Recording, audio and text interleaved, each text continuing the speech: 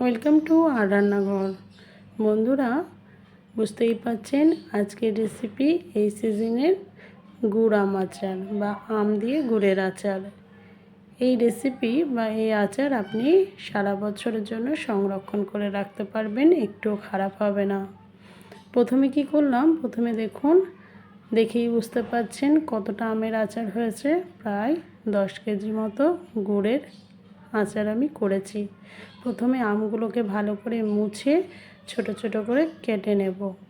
আমি আচারের আম কোনো সময় ধুই না, জল থেকে যাবে বলে সবসময় মুছে নিই। আমরা যখন টক আচার করেছিলাম তখন গোল গোল করে ছোট ছোট করে কেটেছিলাম, এবং মিষ্টি আচারের জন্য সবসময় আমি এরকম লম্বা করে কাটি। আর একটু শাঁসওয়ালা থাকলে খুব ভালো হয়, তাহলে খেতেও খুব টেস্ট হয়। এইভাবে আমগুলো সব কেটে নিয়েছি।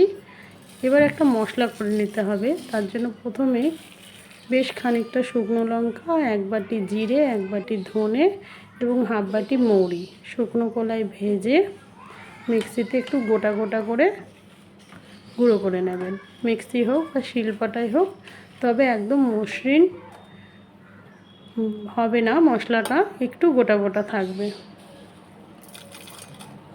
আমি মিক্সিতে দিয়ে দিচ্ছি। আমি মিক্সিতেই করে নিয়েছি, কারণ বাদবাকি আচারটা কিন্তু আজকে আমি কাঠের উনুনে করব।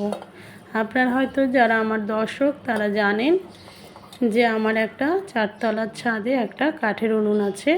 যেহেতু গুড় আম করতে বেশ খানিকটা সময় নেয়, সেই জন্য আমি এই গুড় আম কাঠের উনুনেই করি। দেখুন, কড়াই বসিয়ে দিয়েছি, বেশ বড় কড়াই। তার মধ্যে সর্ষের তেল আর 5 ফোড়ন দিয়ে দিলাম। এবার একটু নাড়াচাড়া করে নিয়েই দেখুন আগুন কীরকম জ্বলছে আমার উনুনটায়। এরপর আমগুলো দিয়ে দিলাম। এই উনুনটা আমার রান্না করতে খুব ভালো লাগে। উনুনটার পাশে একটা বেসিনও আছে, এবং দুটো উনুন পাশে, এবং খুব ভালো একটা হোটেলে যেরকম থাকে ঠিক সেই রকম উনুন। আমগুলো দেওয়ার পর একটু হালকা হাতে ভেজে নেব। দেখুন অনেকটাই ভাজা হয়ে গেছে। এবার একে একে মশলাগুলো দিয়ে দেবো। প্রথমে দিয়েছি হলুদ আন্দাজ মতো, আর 2 চামচ মতো আমি লবণ দেব। আমটাই বেশ টক আছে, এই জন্য লবণটাও একটু বেশি করেই দিতে হবে। হলুদ লবণ দেওয়ার পর কিছুক্ষণ পরেই আমটাই দেখবেন জল বেরিয়ে গেছে। এই যে আম জল বেরিয়ে গেছে এবং সেদ্ধও হয়ে গেছে, সাথে সাথে হয়নি, টাইম লেগেছে।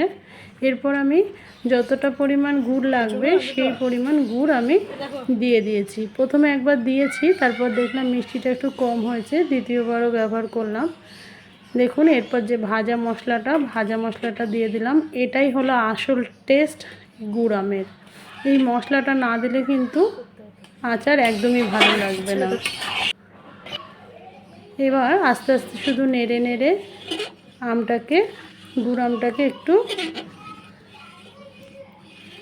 রান্না করে নিতে হবে, এবং একটু শুকনো শুকনো করে নিতে হবে। তবে বলে রাখি, বেশি শুকনো করা যাবে না। এই যে হয়ে গেছে আমার গুড় আম আচার। বেশি শুকনো করলে পরে যখন ঠান্ডা হবে তখন কিন্তু একদম জমে যাবে, তাই একটু আমি ঝোল ঝোল রেখেছি। যখন ঠান্ডা হবে একদম জমে যাবে। আপনারাও এইভাবে গুড় আম করে দেখুন, খুব ভালো টেস্ট হবে এবং